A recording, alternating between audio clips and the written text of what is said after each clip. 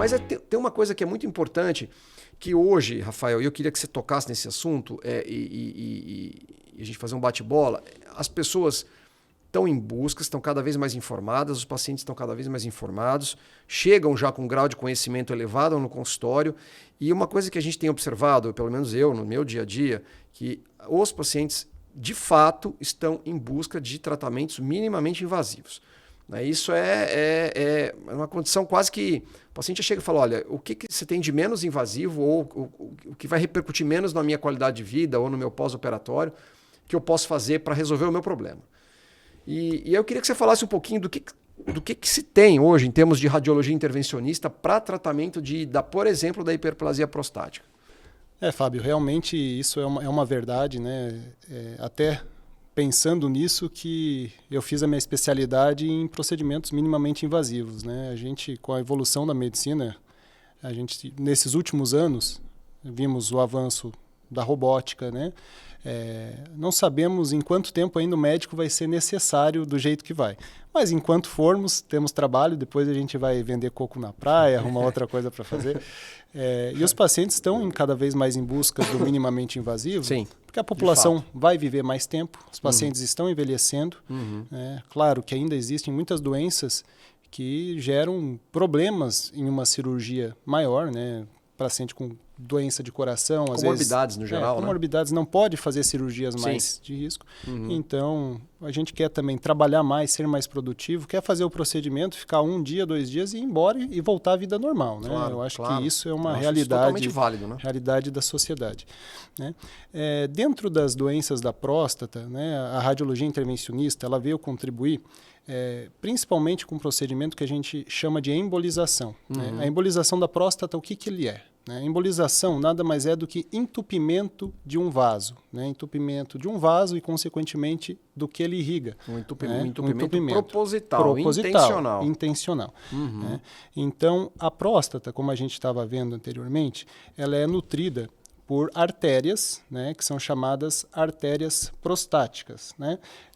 Aqui a gente consegue ver nessa imagem, esse lado aqui, que é o lobo esquerdo da próstata, né, a gente consegue ver aqui mais esbranquiçado. Né? O que é esse exame? Esse exame aqui é um exame que a gente fez durante o procedimento de embolização para mostrar justamente a vascularização da próstata. Então, isso aqui é o sangue chegando nesse lado da próstata para mostrar o que nutre. Né?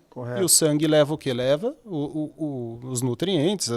E, obviamente, nenhuma célula do corpo vive sem o sangue, sem oxigênio. Né? Nessa outra foto aqui, é a foto como a gente vê. Né? É difícil, às vezes, para a população leiga. Explica aí, Rafael. Né? Isso aqui é uma imagem de uma hemodinâmica, né? É um aparelho que emite raio-x em tempo real. A gente, por meio de uns pequenos canudinhos, que é o microcatéter, consegue injetar contraste. Esse contraste vai fazer a diferenciação, então, do que é o fluxo de sangue do restante que está parado. Perfeito. Né? A gente coloca um líquido lá para mapear para nós, para a gente saber o caminho. Obviamente, aqui eu já estou dentro da artéria da próstata, para mostrar mais elucidadamente aqui. Esses vasos... Posso te interromper um pouco? Esse caninho que você se referiu, ele entra por onde? Ótimo, boa, excelente pergunta.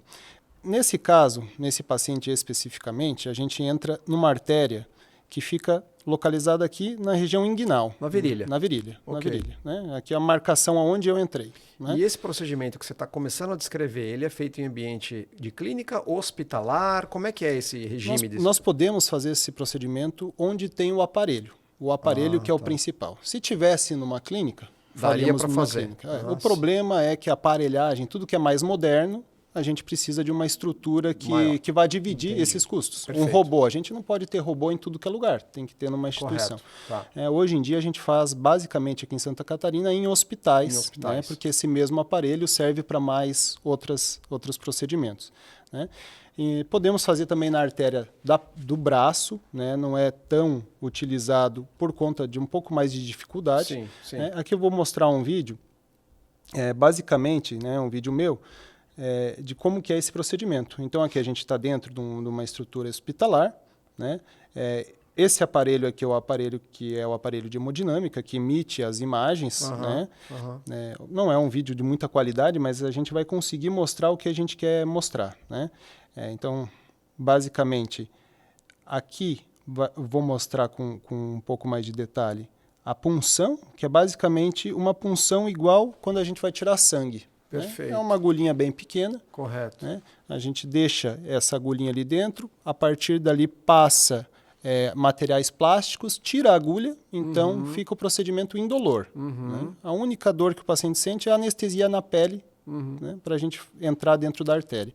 E a partir daí, tudo que a gente faz é sem dor nenhuma para o paciente. O procedimento dura, em média, 1h30, 2 horas. Né? O paciente, depois disso, tem a sua recuperação, vai embora no mesmo dia. Né? Tá. Então, basicamente, isso que eu vou mostrar aqui. E esse azulzinho aqui é um catéter, que ele está aqui pelo lado de fora, e ele entra lá dentro.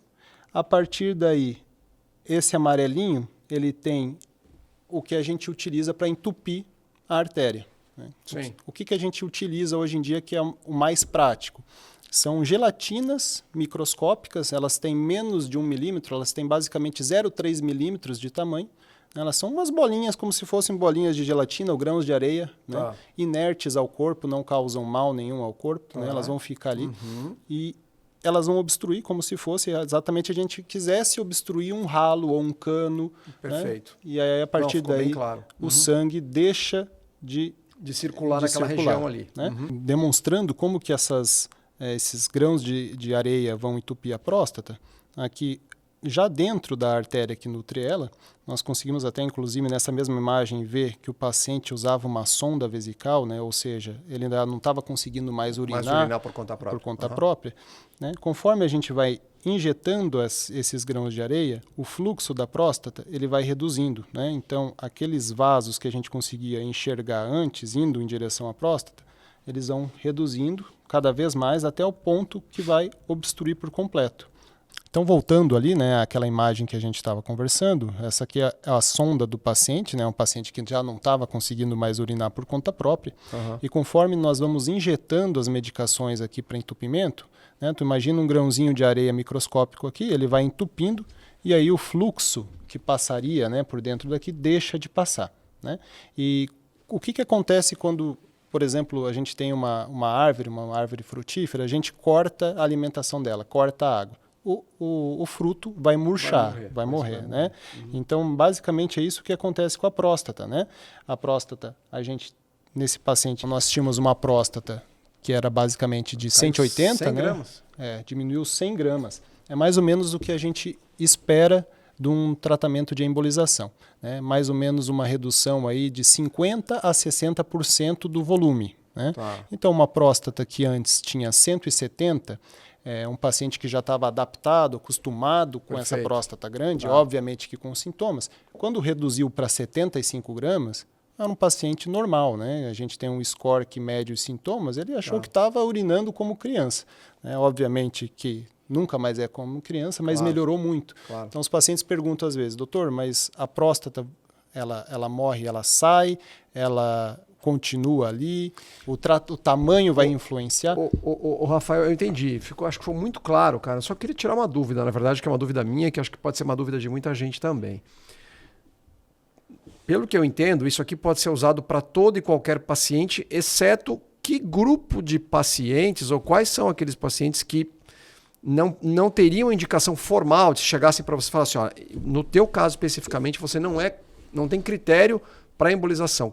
Tem um grupo de pacientes que não é elencado para esse tipo de procedimento? Eu acho que a medicina, né, a gente tem hoje tantas alternativas, propostas terapêuticas, que o principal é a gente escolher o melhor tratamento para cada tipo de paciente. Para cada tipo de doente, né? Claro, sem dúvida. Então, todo paciente que vem consultar com próstata aumentada, eu gosto, obviamente, de perguntar se o paciente já consultou um urologista, né, o que foi falado com esse paciente, quais são as preferências desse paciente. Né? Eu nunca vou propor alguma coisa para um paciente que ele possa ter menos benefício do que uma técnica que mesmo que um outro colega faça. Né? E a sua perspectiva, o seu jeito de trabalhar, eu sei que é igual, por isso que eu estou aqui conversando. E isso que é a medicina bonita. A medicina tem que ser assim. Beneficiar o paciente. Não é porque eu faço um procedimento que eu vou fazer. Né? Eu acho que o paciente tem que sair dali com o melhor para ele. Seja um procedimento que eu faço, ou o colega do lado, né? Mesmo o inimigo, que o inimigo faça. Né? Isso é ética. Então, eu indico para todo paciente? Não indico para todo paciente. A maioria dos pacientes que vêm não precisam. São pacientes que vêm com próstatas muito pequenas, às vezes, que a medicação vai resolver. Né? A embolização, ela pode ser utilizada para qualquer paciente? Sim. Ela vai ter benefício para todo paciente? Acredito que não. Vai ter os pacientes que vão ter benefício óbvio. Sim. Esses, obviamente, a gente vai indicar. Sim.